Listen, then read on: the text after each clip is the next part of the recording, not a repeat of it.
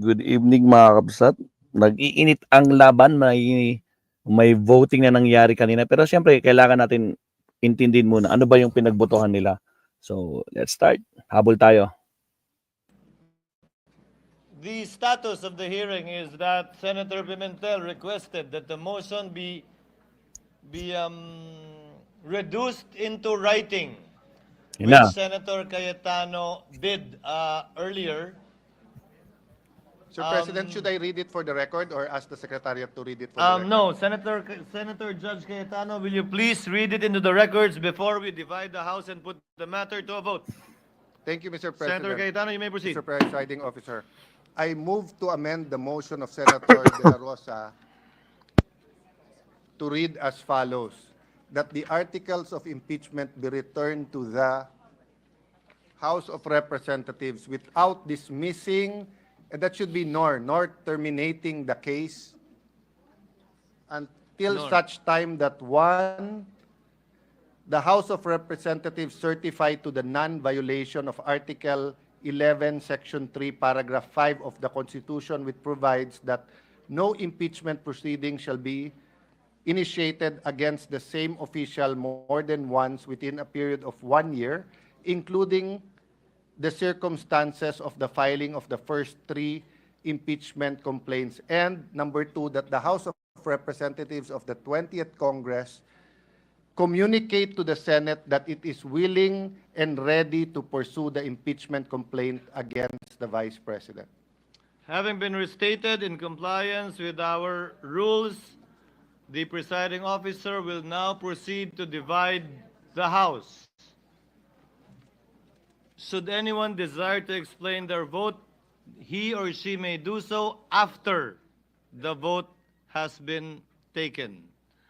All those in favor of the motion of Senator Cayetano, as read and as you can see in the screens before you, please raise your hands. Tayo. Ayan o. Nagsitas na ng kamay. Ayan na o. Ayan na. Binibilang na. Ako po. 1, 2, 3. Ang hindi nagtaas, si Tulfo. Si Grace po.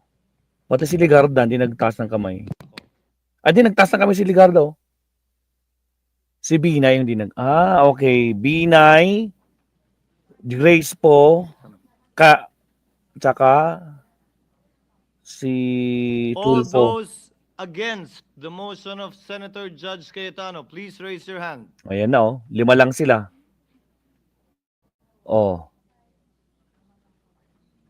Ayan 1, 2, 3, 4, 5. Si Kon pala. Si Gatchalian. Yung panglima pala si Gatchalian. Hindi si Tulfo. Yun. Good evening, Core Salcedo Channel. Erita ako. Kay Amy Idol. Sarap hampasin. Kaya nga kanina, no? Nako po. Ginawa niya para lang siya nag-vlog kanina sa kanya, no? Amy Solusyon. Tingnan natin, tingnan natin, no? Sabayan niyo ako, guys, no? Sabayan niyo ako. Biro niyo, ang labas ng voting is 18 ang pabor dito sa ginawang motion ni Cayetano. 18 mga kapsat. Na isoli daw yung impeachment sa House. Isoli mga kapsat, isoli. So walang mangyayaring kwan bukas. Articles of impeachment. Ang galing talaga ng na style nila, no? Yan, no? Di ba? Di ba, Mapsat? We get the results. Nako po. Hindi na ito, Mapsat, tanggalin ko lang yung sounds, Hindi na ako magugulat bukas. Malaking rally ang mangyayari bukas. Zero abstention. The motion of Senator Cayetano is carried. What is the pleasure of Senator Judge Tolentino? Mr. President, my affirmative vote is subject to my qualifying continuing firm stand that the acts of the 19th Congress's impeachment trial court cannot be carried over to the 20th Congress. It has reference to the number 2 paragraph of the amended Senator Judge Cayetano's motion, amending Senator De La Rosa's motion. Please have the said be part of the records of this trial court. Naniniwala po ako na hindi po talaga pwede at dapat tumawid. Salamat po, Mr. Presiding Officer. Duly noted and entered into the records, Senator Estrada. Senator Judge Estrada, you may proceed, sir. Thank you, Mr. President. Mr. President, having previously served 2 terms in the Senate and participated in an impeachment proceeding in the past, I can confidently say that I am no longer inexperienced when it comes to handling matters related to the impeachment process. Mr. President, Mr. Presiding Officer, personally, malalim po ang hugot ko sa issue ng impeachment dahil minsan ang pinagdaanan namin ito ng aming pamilya. Nang ma-impeach ang aking ama, si dating Pangulong Joseph Estrada, noong panahon ng panunungkulan niya, hindi siya nabigyan ng patas na paglilitis dahil naudlot ito bunsod ng pag-walk out ng mga miyembro ng prosecution panel sa kalagitnaan ng isinasagawang pagdinig noon ng Senado. And the rest, as they say, is history. That's why I feel strongly about following each step in the Constitution. It is a sensitive matter that I take to heart. Mr. President, Mr. Presiding Officer, I vote in favor of remanding the impeachment complaint to the House of Representatives in full adherence to the provisions laid down in our Constitution. The process clearly begins in the House, and it is only proper that we respect this mandate to ensure fairness, due process, and institutional integrity. However, the process should be strictly done in accordance with the Constitution and applicable laws or procedure. Ginoong Tagapangulo, makailang beses ko nang nasabi ito, na ang impeachment trial ay nagdudulot lamang ng pagkawatak-watak sa ating bansa. Gayunpaman, bilang halal na lingkod bayan, batid ko ang mabigat na responsibilidad na kaakibat ng pagiging isang senador. Ang umupo bilang isang hurado sa impeachment trial at nakahanda akong tuparin ito. Sa mandatong sinumpaan ko, tungkulin ko na siguruhin na marerespeto ang tamang proseso, mapanatili ang integridad ng ating institusyon, at higit sa lahat, tiyakin na impeachment proceedings ay magiging patas. However, I am well aware that impeachment is a political process, not a judicial one. However, in a political process like impeachment, we must adhere to established procedures to ensure that actions are neither arbitrary or driven solely by political agendas. Mr. Presiding Officer, after hearing the positions articulated by some of our colleagues, I too am convinced that the matter of the impeachment complaint should be remanded to the House of Representatives. Thank you, Mr. Presiding Officer. Noted and entered into the record, Senator Judge De La Rosa. Thereafter, Senator Judge Padilla, and thereafter, ladies first, Senator Judge Marcos, and then Senator Judge Gatchalian, in that order. You may proceed, sir. Mr. President, Mr. Presiding Officer, just a short manifestation. With all due respect to the Presiding Officer, may this humble representation request the Presiding Officer to refer this motion as motion of Senator Bato de la Rosa as amended by Senator Cayetano, because the way you said it, Mr. President, this is the proposal of Senator Cayetano only. I am already forgotten, so I just would like to manifest that, please. Don't forget me, Mr. President. Papansin, Noted and papansin. entered into the Mr. Presiding record. Officer. Senator Padilla. You may proceed, sir. Oh. Ano nasasabi ni Padilla? Maraming salamat po, aming tagapangulong pinunong hukom. Gusto ko lamang pong lagay sa talaan ng ating bulwagan na ako po ay katulad ni Senator Tolentino ay Na ano? naniniwala po na hindi na po dapat tumawid pa sa susunod na Kongreso ang impeachment. Yun lamang po. Maraming salamat po. Putragis, yun lang sasabihin mo. Yun lang kaya mo sabihin, Mr. Bayote. Yun lang pala magka-copy-paste ka lang pala, anak ng kamote. Sige, tuloy. Thank you, Senator Judge Padilla. With the indulgence of Senator Judge Marcos and Gatchalian, the chair would like to insert in between the manifestations or explanations of vote from the members of the minority. So, Senator Ontiveros, would you like to make your manifestation?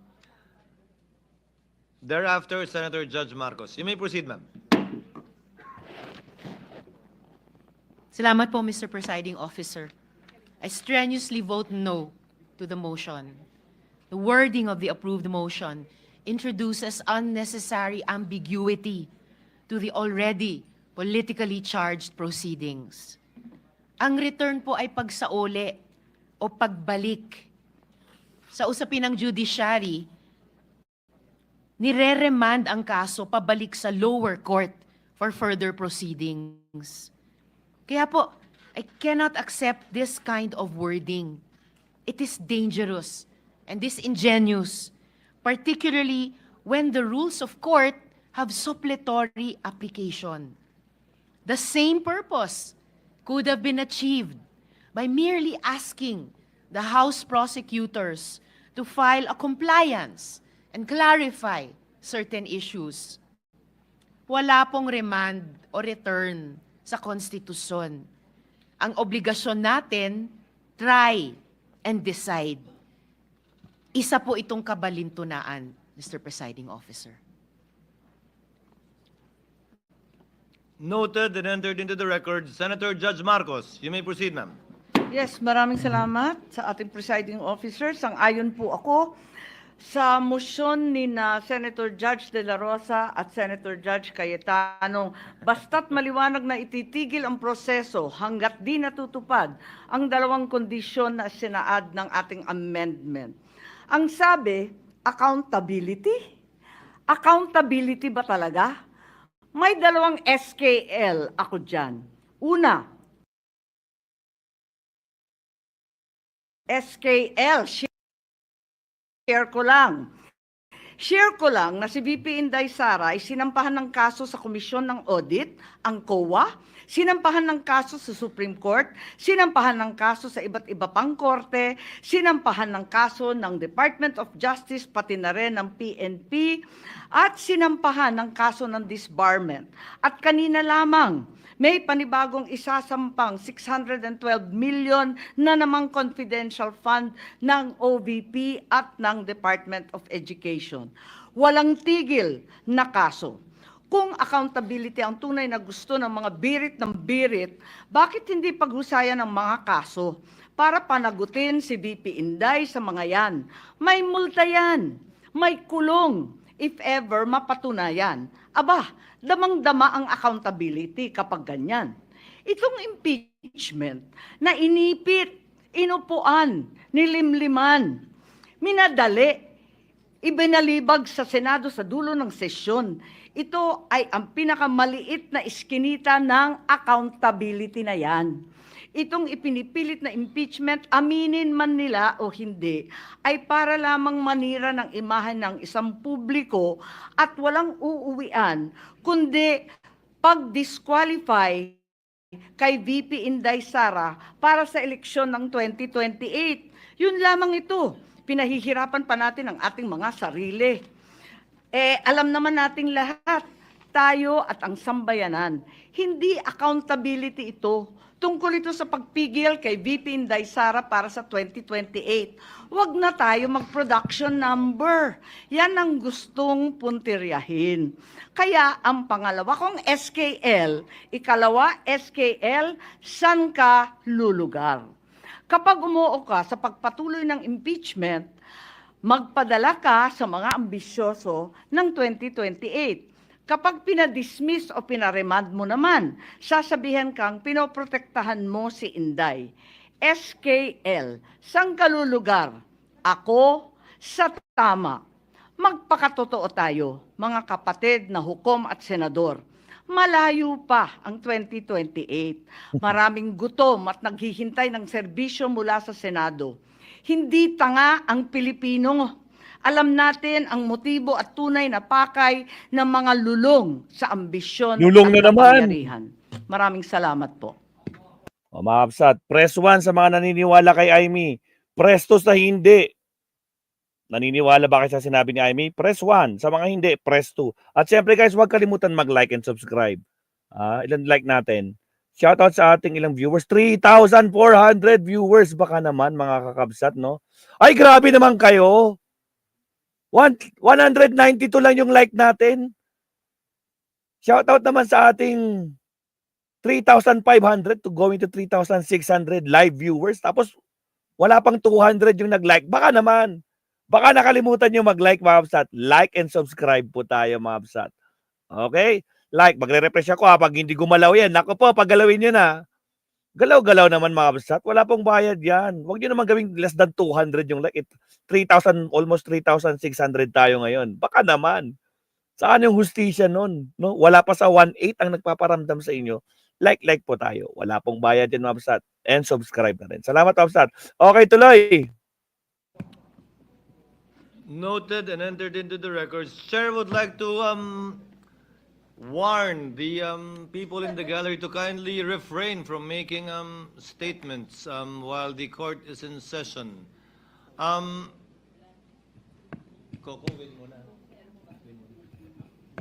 Senator Judge Gatchalian is recognized. Maraming salamat. Thank you very much, Mr. Presiding Officer. Yung boto ko po, wala pong kinalaman kung ang articles of impeachment ay constitutionally infirm or constitutionally superior or constitutionally sound. Ang akin lang pong boto ay may kaugnayan sa transparency. Kung saan sana sa open trial, dito natin pinag-usapan itong issue na ito para mabigyan natin ng oportunidad ang prosecution as well as the defense. Kasi ako naniniwala na gagamitin rin ito ng defense sa kanilang proceedings.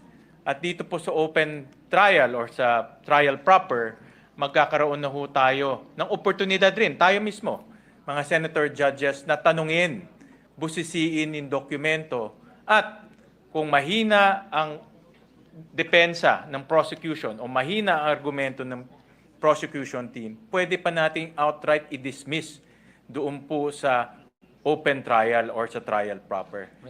Sa ganitong paraan, magiging transparent at magkakaroon ng fairness at due process. So mga kasama sa ating Mr. Presiding Officer, ang aking pananaw dito ay premature ang nangyari.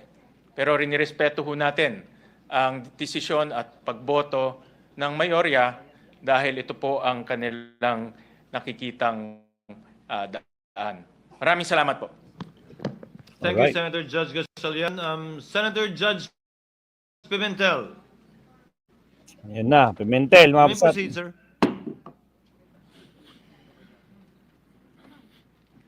Just a very brief explanation of vote, Mr. President. So, I voted no to the motion because it clearly contains dangerous language susceptible to a lot of interpretations, Mr. President.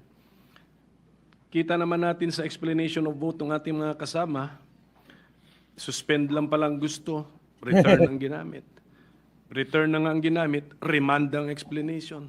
So, ganun ka-delikado po yung lengguwahe na ginamit natin. Tapos yung gusto natin ma-achieve, dali lang yun. That's achievable by an advisory as I suggested earlier, Mr. President. Well, at any rate, Mr. President, we are communicating, if you will, the motion communicates with a body which is not yet in existence actually. Nasa 19th Congress pa tayo, but we want to already talk to or communicate with the 20th Congress. But as someone who did not vote for the motion, ang konsuelo ko lang siguro doon, yung number 2 actually recognizes cross-Congress transfer of the impeachment case from the 19th to the 20th Congress. That is now the clear and unmistakable interpretation of number 2. So thank you, Mr. President. Thank you. Duly noted and entered into the records. Senator Judge Poe, you may proceed, ma'am.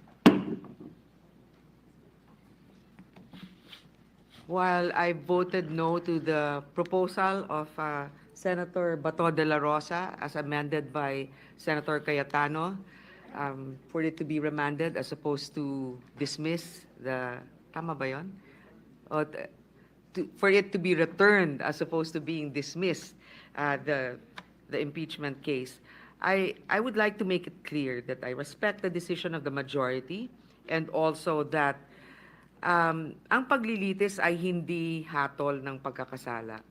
At gaya nga ng sinabi ni Senator Win Gatchalian, para sa akin, maganda kasi pagka naririnig mo talaga kung ano ang mga argumento ng prosecution.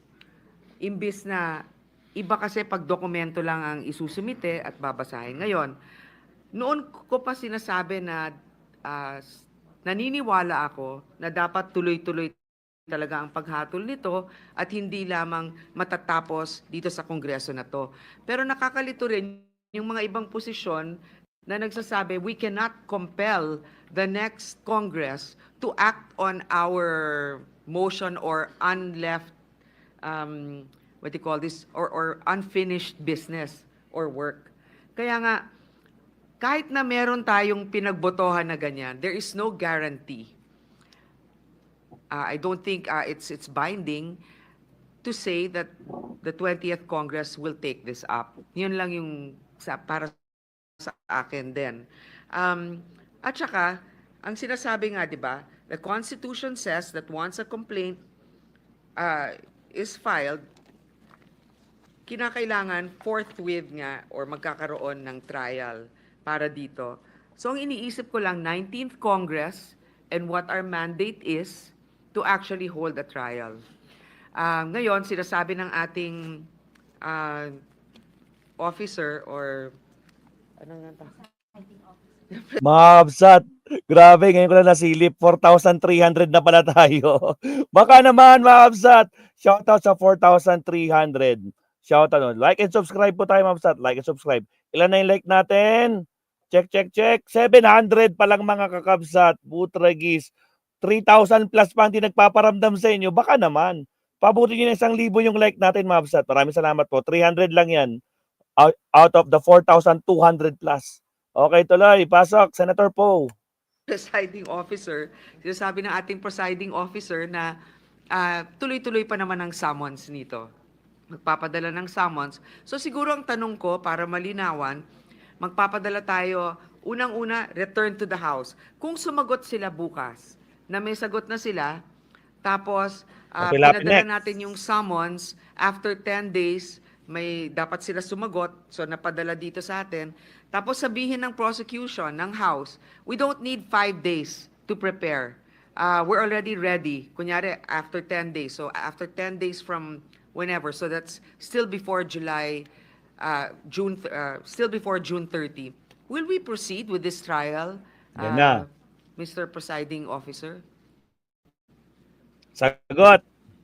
The chair reserves the right later on to also explain his vote. The lady's in the process of explaining her vote, and she may proceed. Okay. So I guess this is explanation of vote cannot be a hybrid of a question as well. But again, I will put forth that question because that's also one of the reasons why I couldn't really agree with the decision to return it to the House, because these are all the other questions that I feel were not addressed by the resolution that was just passed. So that's all, Mr. Presiding Officer. Thank you for the Senator opportunity. Judge can make that inquiry and maybe responded to by the presiding officer or any member after we finish. The Alright. O, Mabsat, again, 4,300 plus viewers. Baka naman. Ilan na yung like natin? Andali, silipin ko ha. Grabe naman, binitin nyo pa. 900 pa lang yung like natin, guys. Kulang-kulang pa. Palampasin nyo na ng 1,000 yan. 3,000 plus sa inyo, hindi pa nagpaparamdam. Baka naman, wala pong bayad yan, Mabsat. Like po tayo o double tap the screen o kaya i-like nyo po yung ating live stream for today. Salamat, Mabsat. At syempre, huwag kalimutan mag-subscribe. Salamat, Mabsat. And